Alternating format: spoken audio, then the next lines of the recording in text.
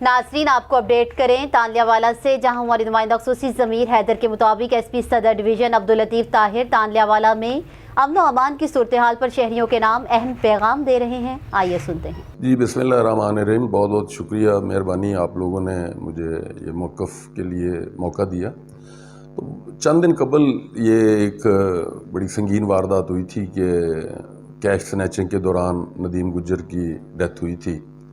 तो उस पर अल्हम्दुलिल्लाह जितने भी उसके किरदार थे, जिन्होंने उसमें पार्टिसिपेट किया, जिन्होंने उसको प्लान किया, वो सारे हमने ट्रेस आउट कर लिए हैं। और अल्हम्दुलिल्लाह जिस दिन से ये सारा ट्रेस हुए हैं, उनके गिर्द घेरा तंग हुआ है, तो अल्हम्दुलिल्लाह जराइम की शरह में नुमाया कमी हुई है।